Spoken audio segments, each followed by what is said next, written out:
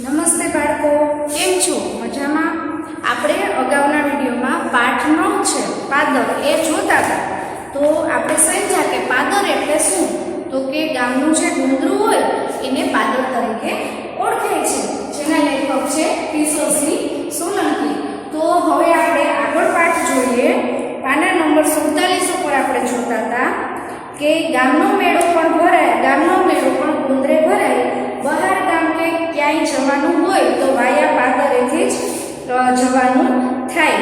એટલે કે આપણે ગામમાં બસમાં જવાનું હોય કે ગમે ત્યાં બહારગામ જવાનું હોય તો ગામનું પાદર છે એ તો વચ્ચે આવે છે. ગોંદરું તો ગામનો જીવતો જાગતો ચોપડો, એટલે કે જે ગામનું ગોંદરું છે, પાદર છે, એ જીવતો જાગતો ચોપડો કે જેને બધાને ખબર હોય કે કોણ આવ્યું છે, કોણ ગયું છે, કોનું મૃત્યુ થયું છે, એવા બધા સમાચાર આપણને ત્યાંથી મળે. એમાં નામ લખાવ્યા વિના કોઈ આવી કે જઈ ન શકે. કોઈનું મરણ થયું હોય તો મરનારનો ત્રીજો વિસામો ગોંદરે થાય. કે કોઈ પણ માણસ છે, આપણને ખબર છે કે કોઈ પણ માણસ મૃત્યુ પામે તો એને વિસામો આપવામાં આવે છે. તમે કદાચ જોયું હશે. તો એનો ત્રીજો વિસામો છે એ ગામનું જે પાદર હોય ત્યાં તેને લઈ જવામાં આવે છે. અને ગોંદરે જ મરદાના પગના અંગૂઠાને આગ મુકાય પછી આવે છેલ્લો વિસામો સ્મશાન. એટલે કે જે મૃત્યુ પામેલું હોય એને પગના અંગૂઠામાં સેજ આગ મૂકવામાં આવે અને પછી એને સ્મશાન તરફ લઈ જવામાં આવે. આનંદ ઉત્તર ગુજરાત એટલે ભવાઈનો પ્રદેશ. તો ભવાઈ એટલે શું? તો કે ભવાઈ એટલે પહેલાના સમયમાં જ્યારે મોબાઈલ અને ટીવીના ઉપયોગ નહોતા ત્યારે જે અત્યારના સમયમાં આપણે નાટક કહીએ છીએ એની જેમ ધાર્મિક રીતે નાટક ભજવવાવાળાની આખી મંડળી આવતી. તમે કદાચ અત્યારે જોતા હોય તો તમે યુટ્યુબમાં કે ઘણીવાર દૂરદર્શનમાં આવે છે, સર્ચ કરો કે ભવાઈ તો તમને જોવા મળે કે ભવાઈ એટલે શું. એ ભવાઈ જોડી એ પણ એક લાભો છે. તો ઉત્તર ગુજરાતમાં ભવાઈ ભજવતા લોકો વધારે રહે છે. ચોમાસાના 4 મહિના ભવાઈ બંધ હોય. અમારું ગામ મગરવાડા એટલે ભોજકોનું કેન્દ્ર ગણાય. કે ઘણા બધા ભવાઈમાં ભાગ લેતા લોકો છે, એના વ્યવસાય સાથે જોડાયેલા લોકો છે, એ આ મગરવાડા ગામમાં રહેતા. આસો સુદ પાંચમની રાતે ગોંદરે ભવાઈના શ્રી ગણેશ કરાય. એટલે કે લાભ પાંચમે શ્રી ગણેશ, એટલે કે કોઈ પણ કામ ચાલુ કરીએ એટલે શ્રી ગણેશ કહેવાય. આ એક રૂઢિપ્રયોગ છે. તો લાભ પાંચમના દિવસે સૌથી પહેલી ભવાઈ છે એ ગામમાં ભજવવામાં આવે. એ સિવાય ભવાઈ બીજે ક્યાંય ભજવી ન શકાય એવો વણ લખ્યો કાયદો. કે એવું નક્કી થયેલું હતું કે સૌથી પહેલી ભવાઈ છે એ ગામમાં જ ભજવવી, એ સિવાય ક્યાંય ભજવવી નહીં. ગોંદરે આવેલી પીપળના થડ પાસે પડદા બંધાય, નરઘા વાગે, ઘૂંઘોળ ફૂંકાય, અનુ શરૂ થાય, તા તા થઈ થઈ તુહુ તુહુ. એટલે કે એનું જે એક શરણાઈ જેવું હોય, શરણાઈથી અલગ પડે એ વગાડવાની એને ઘૂંઘળ કહેવાય. એ વગાડે એટલે આપણને ખબર પડે કે ભવાઈ ચાલુ થઈ છે. અમે ટાબરિયા એકબીજાને ધક્કા મારતા, ચડીઓમાં રેત ભરતા અને મારામારી કરતા આગળ બેસવા માટે મથીએ. કે બાળક સહજ છે તો એને એવું હોય કે તમે પણ નાના છો તો તમને પણ એવું થાય કે દાખલા તરીકે આપણે અહીંયા પ્રાર્થના કરીએ તો તમે એમ કહો કે હું વહેલો જાઉં તો મને આગળ બેસવા મળે. એવી રીતે કોઈ પણ જગ્યાએ આપણે બાળકો હોય તો એમ થાય કે આગળ બેસીએ તો મજા આવે. તો લેખક છે એ લોકો પણ એવું કરતા. આગળ બેસવા માટે નથી પછી ભવાઈ જોવાનો ટેસડો પડી જાય. ટેસડો એટલે કે મજા આવી જાય. આખું ગામ અને આજુબાજુના ગામના લોકો પણ ભવાઈ જોવા ઉમટે. એટલે કે આખા ગામના લોકો છે એ પણ ભવાઈ જોવા આવે. શિયાળામાં હુતું કે આટા પાટા રમી કડકડતી ઠંડી ઉડાડી. શિયાળાનો સમય હોય ત્યારે હુતું એટલે કે કબડ્ડી અને આટા પાટા એટલે કે એક રમત છે આંધળા પાટા જેવી, એ રમી અને એકદમ ઠંડી હોય રમીએ એટલે શરીરને કસરત થાય અને ઠંડી ઉડી જાય. આંબલી પીપળી રમીએ, વળની વડવાઈઓના હિંચકા બનાવીએ, પડીએ આખડીએ ઊભા થઈએ, લંગડાઈએ લડીએ, એકબીજાના કપડાં ફાડીએ, માથામાં રેત ભરીએ, રોતા રોતા ગાળાગાળી કરીએ, સામસામા પથરા મારી લોહી લુહાણ થઈ જાય તો થોડી જ વારમાં બધું ભૂલી અને ભેગા રમવા મંડીએ. બે ઘડીના ઝઘડા અને ફરી એના એ ન ફરિયાદ કે ન ફાંદો, જીવો મારા ભાઈ મસ્તીમાં આનંદમાં. કે બાળકો હોય આપણને ખબર છે કે થોડીક વાર માટે મારામારી ઉપર આવી જાય, ઝઘડે તો મારામારી ઉપર આવી જાય. તો લેખકને સવારમાં મારામારી ઉપર આવી જાય, લોહી લુહાણ થઈ જાય, પણ ઘરે જઈ અને મમ્મીને કે પપ્પાને કે વડીલોને ફરિયાદ કરવાની આવે નહીં. એની મેળે પાછી દોસ્તી, આપણે નાના હોય ત્યારે એમ કહીએ ને કે તું મારી કીટા ને તું મારી સૈયા, તો એવી રીતે મસ્તીમાં જીવવાવાળા બાળકો હતા. મજા તો આવે ઉનાળામાં. સવારનો સમય હોય, 11 વાગ્યા 9 વાગ્યા અને ઘર ભેગા થઈ જઈએ. ખાઈ પીને શું કરીએ? બપોરે ખેતરમાં ભાત લઈને ના છૂટકે બળબડતા બપોરમાં ગોંદરાની ગરમ લાઈ રેતમાં અડવાના પગે દાચતા જવાનું. ત્યારે તો બૂટ ચપ્પલ કે સેન્ડલ પણ સ્વપ્ને પણ જોયા ન હતા. તો જો પેલોનો સમય કેવો હતો કે એવી બધી સુખ સુવિધા નહોતી. અત્યારે આપણે જોઈએ તો બાળક હજી તો હાલતા ન શીખવું હોય ત્યાં એને મમ્મી પપ્પા છે એ બૂટ ને ચપ્પલ લઈ લે, પણ પેલાનો સમય એવો ન હતો કે બળબડતો તાપ હોય છતાં પણ ખેતરે ભાત લઈને, એટલે કે ખેતરે વાડીએ મમ્મી પપ્પા છે અથવા મજૂરો છે એ કામ કરતા હોય તો એના માટે ભાત લઈને જવાનું હોય. ઉનાળામાં ખેતરે ન જવાનું હોય તો અમને આનંદ થાય, કારણ કે એકદમ તાપ હોય તો બહાર નીકળવું આપણને ગમતું નથી. ગરમ ગાય વાયરા વાતા હોય, લૂ ફૂંકાતી હોય તોય અમે છાયડામાં ગોંદરે રમતા હોઈએ. કોઈ બપોરે કે તડકો ન જુએ, રમવું રમવું ને રમવું એ જ અમારો મુદ્રાલેખ. મુદ્રાલેખ એટલે કે એક સિક્કાની છાપ હોય એને મુદ્રાલેખ કહેવાય. કે ગમે એમ થાય, ગમે એવી તડકો હોય તો પણ ગામના ગોંદરે અમારે રમવાનું જ હોય. સાચા અર્થમાં ગોંદરું તો ગરમ જલ્દી બપોરનું જ, કારણ કે એકદમ ખુલ્લું વાતાવરણ હોય તો ગામનું જે પાદર છે ત્યાં એકદમ ગરમ પવન આવે. આખા ગામના ઢોર બપોરે વગડેથી ગોંદરે આવી ગયા હોય. હવાડામાંથી પાણી પીને પીપર પીપળો લીમડી કે વડના છાંયે બેઠા હોય, હાંફતા હોય. એટલે કે આખા ગામના જે પશુ હોય, ગોવાળિયા હોય અથવા તો જાતે જે ઢોર ચરવા જતા હોય એ બપોર થાય ત્યાં ગામનો પાદર છે ત્યાં આવી ગયા હોય. હવાડો એટલે કે જે અવેડો હોય, આપણને ખબર છે કે ગામ હોય ત્યાં તમે કદાચ જોયું હશે કે મેદાન જેવું હોય અને એમાં પાણીના કુંડ જેવું બનાવેલું હોય તો ત્યાં ઢોર અને બધા પાણી પીતા હોય. પછી ગામની સ્ત્રીઓ છે એ કપડાં ધોતી હોય. જાહેર જીવન માટે છે એ હવાડાનો ઉપયોગ કરવામાં આવે છે. પીપર પીપળો કે લીમડી કે વડના છાંયે બેઠા બેઠા હાંફતા હોય. એટલે કે ગરમીને લીધે પશુ પંખીઓ છે એ એકદમ ગરમીને લીધે પાણી પી અને વૃક્ષ નીચે બેસી અને હાંફતા હોય. કેટલાક તો સામસામે શિંગડા ભરાવી અને બખડતા હોય, એટલે કે ઝઘડતા હોય. ગોવાળિયા ખાવા માટે ઘેર જાય ત્યારે અમે બેઠેલી ભેંસોની પીઠ પલાળીને રાજાના ખાટથી દોડતા હોઈએ. એટલે કે ઢોર છે એ નીચે બેઠા હોય, ભેંસ છે તો એની ઉપર જેવી રીતે રાજા છે એ સિંહાસનમાં બેસે એવા ઠાઠથી, એવા રૂવાબથી ભેંસની પીઠ ઉપર પલોઠી વાળીને બેસી જઈએ. ભેંસની સવારી કરવી એ પણ એક લહાવો છે. જો કોઈ ભેંસ અડવિતરી હોય તો જમ દઈને ઊભી થઈ મારવા દોડે. કોઈ શિંગડા હલાવે, કોઈ પૂછડું વીંઝે, પણ અમે તો વગડાના વાનર જેવા. કે ભેંસ ગમે એમ કરે, કોઈ ભેંસ છે એ થોડી ઓલી હોય તો એને શિંગડા ભરાવે અથવા તો પૂછડું હલાવે, પણ ગમે એમ કરે તો લેખકને એ લોકો અડવિતરા, એટલે કે થોડાક તોફાની જંગલ જેવા. બપોરે તો ગોંદરે જ અમે ગોવાળિયા ગોકુળ ગામના આખું ગોંદરું માથે લઈને ફરીએ, પરસેવાથી નાહીએ. તે એકદમ ગરમીનો સમય હોય, પરસેવાથી રેપ જેપ થતા હોય છતાં પણ ગામના પાદરમાં જ અમે રમીએ. ઉનાળાની અજવાળી રાત હોય, અમે આખો દિવસ ગરમીથી ઉકળ્યા હોઈએ.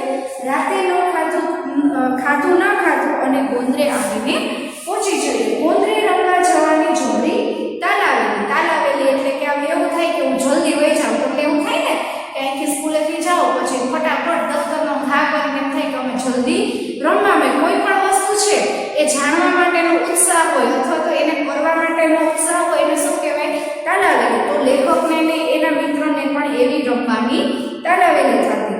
થોડો સમય મળ્યો નથી કે દોડતા પહોંચી જઈએ. ભલે પાછળ અમારા નામની બૂમાબૂમ થતી હોય. મોડી રાતે રેત ઠરે, અમે રેતીમાં આડોફીએ.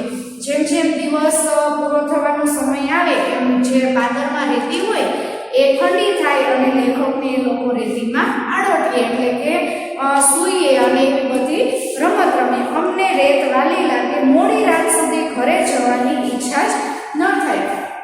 કોઈને કોઈ હાથમાં સોટી લઈ અમને બોલાવવા મારવું અને માર ખાવો એ અમારો કુદરતી ક્રમ. એટલે કે કોકને કોક ઘરના વડીલ છે એ સોટી લઈ અને બોલાવવા આવે અને માર ખાવો એ અમારો ક્રમ હતો. ક્યારેક તો ઠંડી રેતીમાં ઘસઘસાટ ઊંઘી ગયા હોઈએ તો અમારું આવી જ બને. ચાંદનીમાં ચળકતી રેતને માણવાનો પણ એક આનંદ હોય છે. પહેરાણ કાઢી હાથ પગ કોડા કરી ગોંદરાને માપતા આરામથી પડ્યા રહે. પહેરણ એટલે કે જે ઉપર પહેર્યું હોય તમે પેન્ટની ઉપર કે શર્ટ જેવું પહેર્યું હોય એ કાઢી અને આડોળતા હોઈએ. ગોંદરું તો અમારે એર કન્ડિશન મારા માથામાં હજી પણ ગોંદરાની રેત ભરાયેલી છે. તો લેખક તો એવડા મોટા થઈ ગયા તો હજી કંઈ એના માથામાં નાનપણની રેત છે એ ભરાયેલી ન હોય, પણ જે એનો આનંદ છે રેતથી રમવાનો એ લેખકના મનમાં હજી ઉમ્યા કરે છે. પાનખરમાં તો ખરેલા પાંદડામાંથી આખું ગોંદરું ભરાઈ જાય, એના ઉપર ચાલવાની પણ એક મજા છે. પાનખર ઋતુ છે એમાં તમને ખબર છે કે પાંદડા ખૂબ જ ખરે, તો આખું ગોંદરું છે એ પાંદડાથી ભરાઈ જાય અને એની ઉપર ચાલવાની મજા આવે કે ચાલીએ એટલે ફળ ફળ અવાજ આવે. ક્યારેક કોઈના ઘરમાંથી સળગતો દેવતા લઈ આવીએ અને આખે આખું ગોંદરું સળગાવીએ કે જે પાંદડા હોય એ બધું ભેગું કરી અને કોઈના ઘરમાંથી સળગતું જે ચૂલામાં તાપ કરવા માટેના દેવતા છે તમને ખબર હોય કે કોલસા જેવું હોય એ લઈ આવીએ અને આખા ગોંદરાનો કચરો છે એ સળગાવીએ. કોઈ વૃદ્ધ જોઈ જાય તો ઠપકો આપે, કોઈ વૃદ્ધ જોઈ જાય તો ઠપકો આપે એટલે કે ખીજાઈ જાય. આલ્યા છે હળગાયું, જમ એટલે કે કેમ અને હળગાયું એટલે કે સળગાવ્યું. એમાં તો કીડા મકોડાને જીવાત હોય તો બળી જાય તમને પાપ લાગશે. અમોને પાપ ન લાગે એ માટે ફટોફટ આગ ઓલવી નાખતા જીવતા જીવને આમ કેવી રીતે બળાય એવા તો અમે જીવ દયાવાળા. કે પહેલાં તો એવું થાય કે ગોંદરાનો કચરો ભેગું કરીને એવું બધું કરીએ, પણ પછી કોઈ વૃદ્ધ થઈ જાય કે ભાઈ એમાં નાના નાના જીવડા હોય તો આવું ન કરાય એટલે ફટાફટ આગ ઓલવી નાખીએ અને જીવ દયાવાળા એટલે કે જે જીવ હોય જેનામાં જીવ છે એના પ્રત્યે દયા રાખવાવાળા. વર્ષા રાણી તો ગામડાનું પ્રાણ છે. ગામડાનો આધાર જ ચોમાસું છે. વરસાદ આવતાની સાથે જ આખા ગામને નવડાવતા ધોતા ચોમાસું નેવાના પાણી ગોંદરે ભરાય છે. પાણી ત્યાંથી સીધા તળાવમાં જાય, ખડખડ જતા પાણીમાં અમે આખા ગોંદરે વેરાઈ જઈએ. એટલે કે વરસાદનું જ્યારે આગમન થાય ગામડાનું તમને ખબર છે કે ત્યાં બીજા વેપાર ધંધા નથી હોતા, હોય છે પણ ઓછા હોય છે. મોટે ભાગે લોકો છે એ ખેતીના વ્યવસાય સાથે જોડાયેલા છે. તો જ્યારે વરસાદ આવે ત્યારે પાણી છે એ ભેગું થઈ અને ગામના ગોંદરે એટલે કે ગામના પાદરે ભરાઈ જાય. વરસાદમાં પલળવાનો પણ રોમાંચ હોય છે કે વરસાદમાં પલળવાની પણ એક મજા અલગથી હોય છે. ગોંદરાના વૃક્ષોને અથડાઈને પાછું ફરતું આજુબાજુની વાડ સાથે અથડાતું ગામના કચરાને ઢસડી જતું કે વળવાઈઓમાં અટવાઈ જતું પાણી જોવાનો આનંદ જ હોય કે વરસાદ છે એ ગામના પાંદરમાં ભરાઈ જાય અને ગામનો જે કચરો છે એ તમને ખબર છે કે જ્યાં પાણીનો ભરાવો થાય આપણે જોયું હશે કે જ્યાં જ્યાં નદી હોય ત્યાં પાણીનો ભરાવો થાય છે અને પાણી જ્યારે ઉતરી જાય પાણીનું વહેણ ઓછું થઈ જાય એ કચરો છે એ ઝાડવામાં એમાં સલવાયેલો હોય તો એ જોવાનો પણ લેખકને ને એ લોકોને આનંદ આવતો. આખી દુનિયાના રસ્તાઓ સાથે અમારું ગોંદરું સંકળાયેલું છે, એનો જ સંબંધ જીવંત છે. કોઈ વટે મારવું કે કોઈ પણ અતિથિ ગોંદરે પોરો ખાઈને જ આગળ જાય કે અમારી દુનિયા છે એ અમારું ગોંદરું છે કે કોઈ પણ વટે મારવું એટલે કે જે બહાર ગામથી આવે છે અથવા તો રસ્તા પાસેથી પસાર થાય છે એ ગામને ગોંદરે પોરો ખાય એટલે કે આરામ કરીને અને પછી જ આગળ જાય. કેટલીક જ્ઞાતિઓની પંચાયત અહીં ભરાય. તો કે પંચાયત એટલે શું કે પહેલાના સમયમાં તમને ખબર છે કે કોર્ટ કચેરી નહોતા ત્યારે હજી ગામડામાં અમુક તમે છેવાડાના ગામડા જુઓ ત્યાં પંચાયત કરવામાં આવે, પછી કોઈએ ગુનો કર્યો હોય તો તેનો ફેસલો ત્યાં જ કરવામાં આવે, તેને સજા પણ ત્યાં જ આપવામાં આવે અને નિર્દોષ પણ ત્યાં જ છોડવામાં આવે તો એને પંચાયત કહેવાય. અહીં જ વિહરતી વિચરતી જાતિઓ આવી ડેરા તંબુ તાણે. વિચરતી વિહરતી જાતિ એટલે કઈ જાતિ તો કે આપણે જે કહીએ છીએ કે માલધારી છે, પછી તમે જોયા હશે કે ઊંટ લઈને ગામડેથી આવતા હોય કે તમે અત્યારે એને શું કહો ઓલા ગોધરિયા કહો કે વાડીઓમાં કામ કરવા આવે જ્યારે સિઝન હોય ત્યારે એ બધી વિહરતી વિચરતી એટલે કે ફરતી ફરતી જાતિ છે કે એનો રહેવાનું સ્થળ છે એ નક્કી ન હોય, જ્યાં એને કામ ફરે ત્યાં એના બાળકો સામાન અને ઢોર ઢાંખર લઈને જાય અને ડેરાય અને તંબુ જેવું એટલે કે આમ ઝૂંપડા જેવા મકાન બનાવી અને રહે, પોતાના નાના મોટા ધંધા કરી પેટ ગુજારો કરે, એટલે કે પોતાના પેટનો ખાટો પૂરવા માટે આવી અને અહીંયા કામ કરે. પછી ઉચારા ઉપાડીને બીજે ક્યાંક જાય, ઉચારા ઉપાડીને એટલે કે એનો જે સામાન છે એ બધો લઈ અને વળી પાછા જ્યાં કામ હોય ત્યાં જાય. એની રહેવાની જગ્યા છે એ સ્થિર હોતી નથી. ગામ કૂવો અને મંદિર પણ ગોંદરેજ હોય. ગામ કૂવો એટલે કે જ્યાં બધી પનિહારીઓ છે,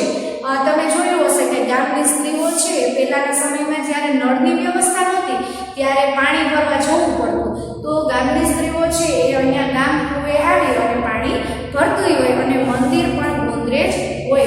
ગામનું સરસ મજાનું મંદિર હોય, તમે જોયું હશે કે કોઈ પણ ગામ હોય, મોટું ગામ હોય તો એમાં 4-5 મંદિર હોય, પણ જે મુખ્ય મંદિર હોય એ ગામને ગોંદરેજ એટલે કે ગામના પાદરમાં જ હોય. આ ગોંદરે ધીંગાણા મંડાય, લાકડીઓ ધાર્યા અને તલવાર ઉછળ્યા છે કે ઘણીવાર ગામના લોકો છે એમાં અંદરો અંદર ઝઘડો થાય તો ધીંગાણા મંડાય એટલે કે તોફાન મંડાય અને ઝઘડા પણ થાય. ઢોલ ધબૂક્યા છે એટલે કે કોઈ સારા પ્રસંગ હોય ત્યારે ઢોલ નગારા પણ વાગ્યા છે. સરકારી લફડા થયા છે એટલે કે સરકારને લગતા છે ઘણીવાર વેરઝેર હોય એ પણ અહીંયા થયા છે. પેઢીઓની પેઢીઓ ગોંદરેથી પસાર થઈ છે. પેઢીઓની પેઢીઓ કે બાળકોના બાળકો એના બાળકો બધા ત્યાં રહેતા હોય એટલે આ ગોંદરેથી જ પસાર થઈ છે. ગોંદરે ઘણી તડકી છાઈ જોઈ છે. તડકી છાયડી એટલે કે તડકો ને છાયું નહીં પણ સારો અને ખરાબ સમય છે એને તડકી છાયડી કહેવાય.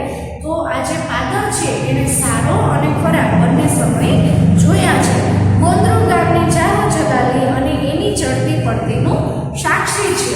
એની રેતીમાં કણકણમાં ઇતિહાસનું એક પાનું લખાયેલું છે કે ગામડું છે જે ગોંદરું છે એની રેતીમાં ઇતિહાસનું એક પાનું લખાયેલું છે કે જે વીતી ગયેલો સમય છે એનું સાક્ષી આ ગોંદરું છે. મારા કોમળ પગલાને સાચવતું આ ગોંદરું આજે મારામાં ધીમે ધીમે ઉગી રહ્યું છે.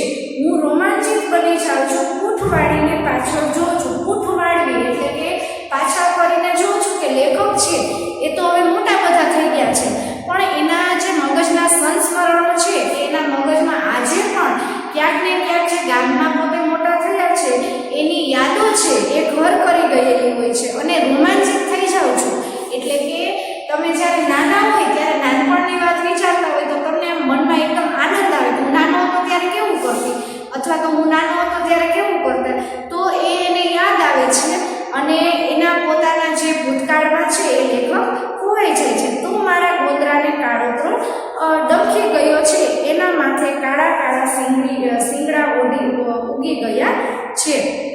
કાળોતરો એટલે નાગને કાળોતરો કહેવાય કે જેમ નાગ હોય એ કરડે અને ઝેર ચડે એમ કાળોતરો ડમખી ગયો છે કે મારું ગામ છે એના ગોંદરાને કે આજે કોઈ પાસે ગોંદરામાં એટલે કે ગામમાં પાદરમાં બેસવા માટે સમય નથી, મૃત્યુ પામ્યો છે એ સમય અને કાળા કાળા શિંગડા ઉગી ગયા છે.